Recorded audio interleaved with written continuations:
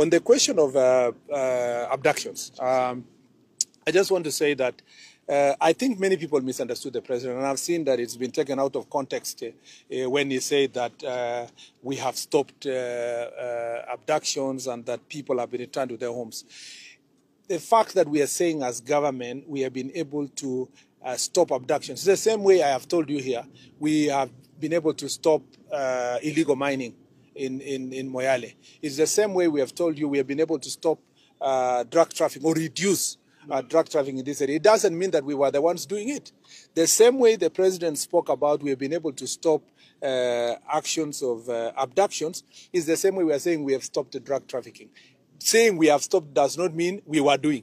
And I think it's very unfortunate that the president has been, and the way it has always been twisted when he says anything he says, it was his direction. The same way he has directed that we must deal with OLF, we must deal with drugs, we must deal with the illegal mining, is the same way he said we must deal with all elements related to abductions. And when we say so, the IG and the National Police Service is under policy direction of the executive led by the president to make sure that the country is safe. The day-to-day operation will go on, and as you know, the National Police Service is carrying out investigations. The DCI is carrying out investigations. People who have been found to have been involved in the abductions must be arrested and charged in court of law.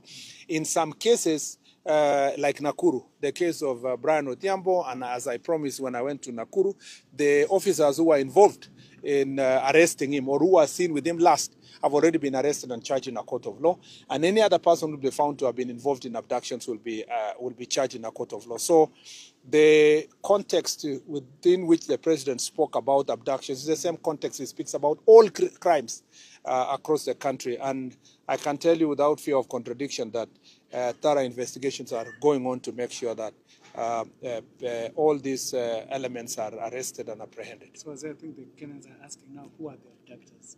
That is the question. That is the real question. The real, and I saw many people want to know, we want to know who abducted these people. That is the crux of the matter, and that is the work of the DCI. That is the investigation that is ongoing. Eventually, like now, once people have been taken to court for abducting anybody, like the case of Nakuru, which the officers involved are in a court of law, eventually we will get to know who exactly committed what and where is Brian Odhiambo, for example. If it is a question of a police officer, you know that they are, in that situation they will be arrested and charged in a court of law. They don't even need to say IPOA will investigate because it is not used. It's not about excess use of guns and so forth. Those elements will be charged in a court of law. Waziri, asante kwa kufika Marsabit. Na maswali mawili tu. Moja, waziri, mwaka 2022 kuna wafanyabiashara wawili wa Marsabit walitekwa nyara Nairobi.